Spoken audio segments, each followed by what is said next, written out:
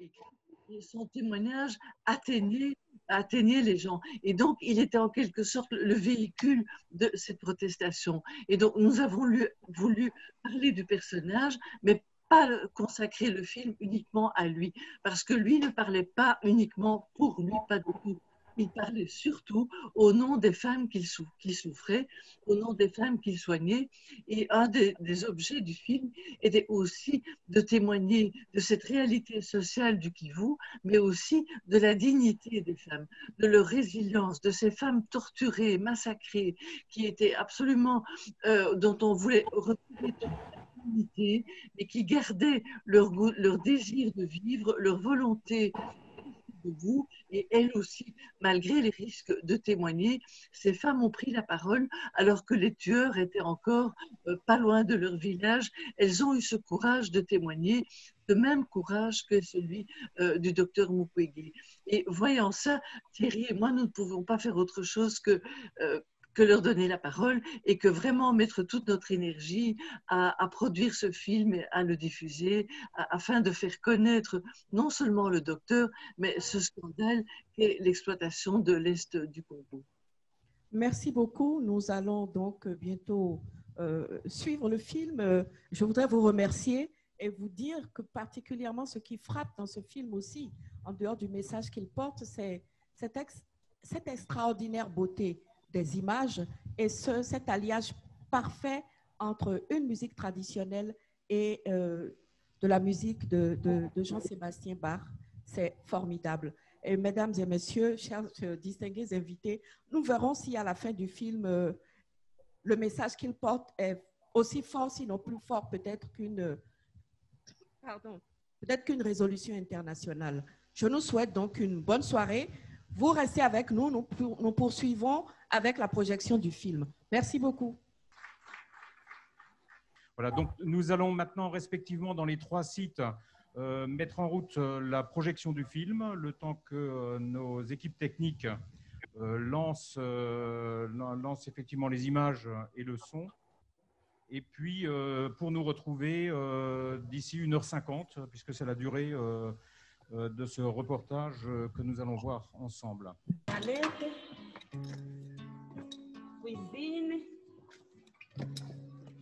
Nilikuwa na hospitali, nilikuwa na palikuli sana, nilikuwa mgonjwa, walikuwa natupatia kushona gumatapi vile tu kushona ile vikapu nyeviko nayo mule ile ibaliza mule, nikakuwa naweka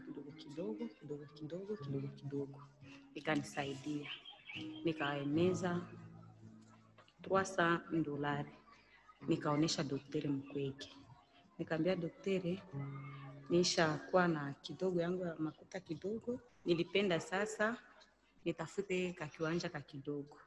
Kanambia kweli? Nikamwambia ndio. Iko wapi? Nikamwonyesha. Daktari akaniongezea kidogo, nitie milango, nipagale rangi, nikrepire nje, nikrepire na ndani, na nitie kura puke na mimi nikwe mfasi ya mzuri kabisa, sawa vile ndani ya biro ya daktari Mukwege, sawa vile msite de la joie, gisi mko mnameremeta, ndio na mimi ndio projet yangu kabisa, mimi napenda hapa kwangu kukue vile baba juu daktari kwa leo saa hii mimi najua kama njoo baba yangu selo, na gisi aliokuwa maisha yangu na gisi niko leo kufatana na maisha nilikuwa ndani na evenema yote nilinipitia kufatana gisi alinirudisha, nikaona ningali mtu wa maana wengine watu. Ndio maana japokuwa unaweza pata ile shida, haiko ndio mwisho wa maisha. Ungali mtu, ungali unaweza fanya kila kitu iwezekanavyo hapa dunia.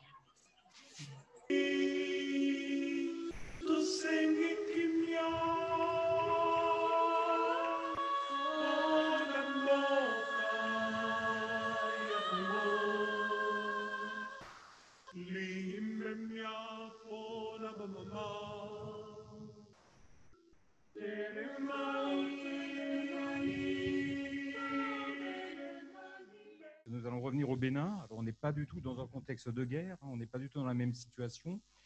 Les violences existent, elles existent en France, nous l'avons souligné avant, elles existent ici aussi.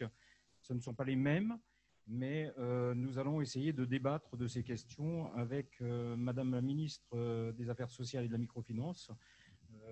Si vous voulez bien nous rejoindre sur scène pour débattre avec nous.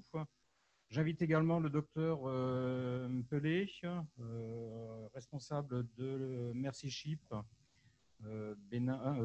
Monde, pardon, et ancien représentant résident de l'OMS ici au Bénin. Pour conduire ce débat, je vais inviter Maître Bokpé qui va nous rejoindre. Et puis, je reprendrai la parole l'une ou l'autre fois, non pas pour mes propres questions, mais pour celles de la salle à Parakou, à la chaire de l'Université d'Amomey-Calavi et dans cette salle. Merci beaucoup, Monsieur Bernard. Alors, je voudrais saluer nos panélistes, commencer par Madame la ministre. Madame la ministre, Dr Toyin Fodé Médecin Véronique, épouse Mewanou, vous êtes médecin gynécologue et vous possédez votre propre clinique de gynécologie obstétrique à Cotonou. Vous êtes également maître assistant en gynécologie obstétrique des universités du CAMES. Parallèlement, vous vous intéressez à la cause des enfants et à la cause féminine. Vous sensibilisez les femmes aux différentes questions de santé pouvant les affecter, aux violences basées sur le genre, sur les questions d'autonomisation socio-économique, tout en accompagnant activement des ONG qui s'occupent de prévenir les grossesses précoces et IST en milieu scolaire et en campagne de masse. Par ailleurs, vous faites le plaidoyer des mesures préventives comme stratégie clé en développement communautaire. Vous faites aussi de la consultation en promotion de l'espace. Et depuis septembre 2019, vous êtes ministre des Affaires sociales et de la microfinance. En somme, votre vie, elle est comme dédiée au service des autres et en particulier aux couches vulnérables de la société. Merci d'être à ce panel ce soir. Docteur Mpélé, vous êtes...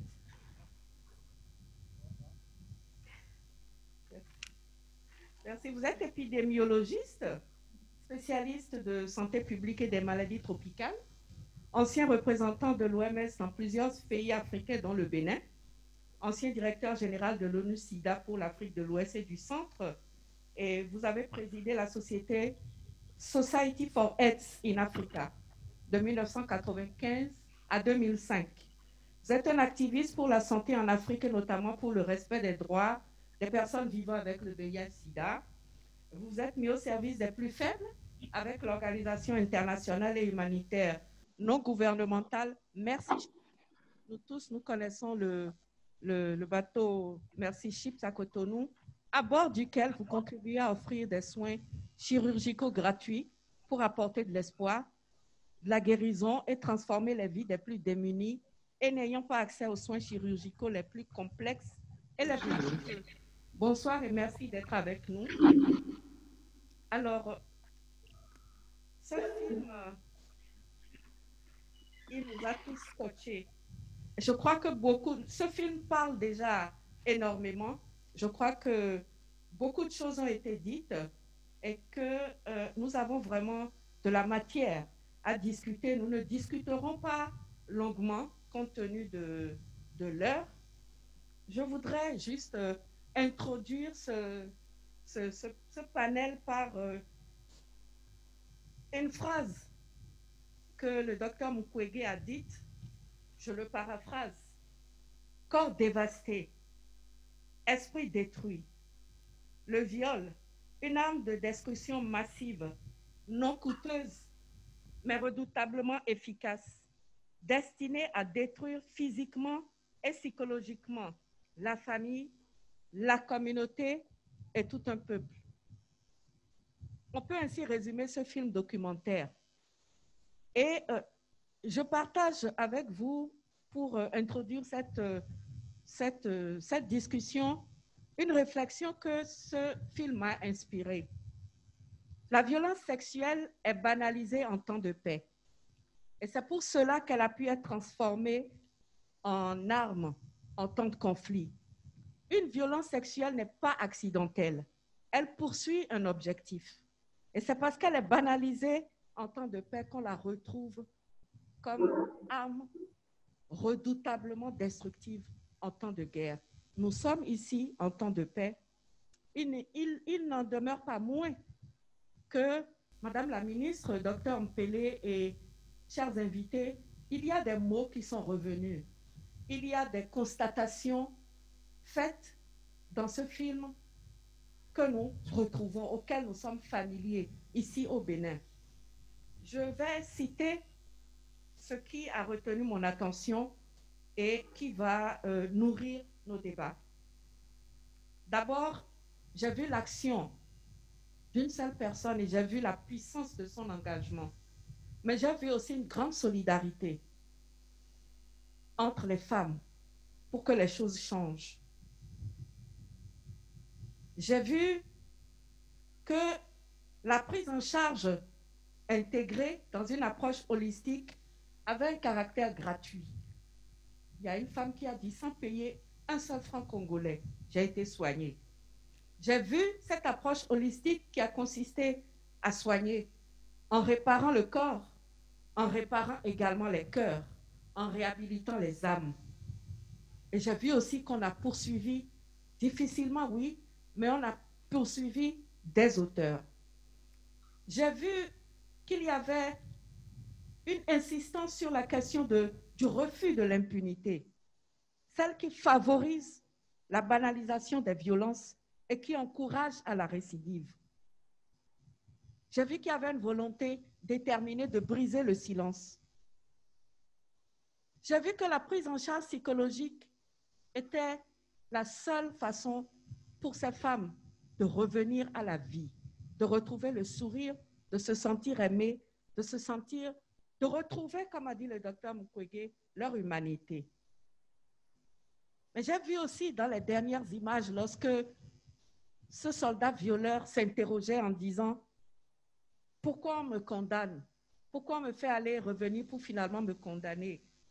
Et pourquoi on me traite comme une bête ?» Je me suis dit que le profil du violeur, la psychologie du violeur, c'est peut-être le mystère qu'il nous faut également percer dans notre combat pour une meilleure lutte des violences à l'égard des femmes. Je vais commencer par vous, Madame la ministre, vous permettez, vous demander, comme je demanderai également au docteur Mpele, de nous dire en quelques mots ce que ce film vous a inspiré. Qu'est-ce qui vous a le plus marqué? Merci, Madame Boupenyakaja. Permettez-moi juste quelques secondes de remercier quand même les organisateurs de cette soirée spéciale, inédite, ce 25 novembre, journée de lutte contre les violences basées sur le genre. Alors, je salue toute l'assistance et tous ceux qui nous regardent des deux localités. Alors, ce film, il est bouleversant d'émotions. Je pense qu'il y a eu exactement un peu plus que 90 minutes d'émotion. Et le premier sentiment, je pense que c'est d'abord de la révolte, d'abord en tant que femme et aussi en tant que gynécologue, c'est d'abord de la révolte face à toute cette atrocité, cette barbarie, parce que il y a un prêtre qui disait dans le film, l'être humain est devenu un animal. Moi, je dirais même plus qu'un animal, parce que même les animaux ne se font pas ça. Et le symbole aussi de la femme qui est complètement mise à terre, c'est-à-dire une âme de destruction massive, mais contre la vie, parce que la femme, c'est la vie. Et quand on voit, on a parlé de sacrifice même pour les enfants, lever l'utérus, tout ça, c'est vraiment tout le symbole de la vie qui est détruite. Et ces viols où on fait forcer les fils de violer leur mère, je pense que tout le monde ici a partagé ce sentiment de révolte, d'incompréhension. Il y a aussi le sentiment, en écoutant le gynécologue parler, le docteur Kwenge, il dit il fallait une cause pour faire sortir le gynécologue du bloc. Et ça, moi, je me suis retrouvée complètement dedans, parce que j'ai commencé à faire de la sensibilisation bien avant de venir au ministère des Affaires sociales. Et je comprends, parce que pour sortir de son bloc, on est passionné par ce qu'on fait, mais c'est une cause qui nous emmène à sortir de ce bloc. peut-être pour essayer de trouver les causes et les résoudre un peu plus haut en amont. Ce film, je pense que c'est vraiment un puissant instrument de sensibilisation. C'est à lui tout seul, c'est un instrument, un plaidoyer contre les violences faites aux femmes, aux filles et tout ce que chacun peut faire. Aujourd'hui, peut-être que je suis là en tant que ministre, je pense, ou en tant que femme, ou en tant que gynécologue, mais je pense que chacun dans la société a son rôle à jouer pour qu'on puisse mettre fin définitivement à ces violences qu'on ne peut plus accepter, qu'on ne doit pas tolérer. Je ne vais pas être plus longue, mais... Merci, Madame la Ministre. Docteur Mpele, quels sont vos sentiments? Comment vous vous êtes senti? Wow. Bonsoir. Un sentiment de colère d'abord, parce que il y a le sous-titre de ce documentaire, La colère d'Hippocrate. Vous savez, nous avons le serment médecin, le serment d'Hippocrate, qui nous lie.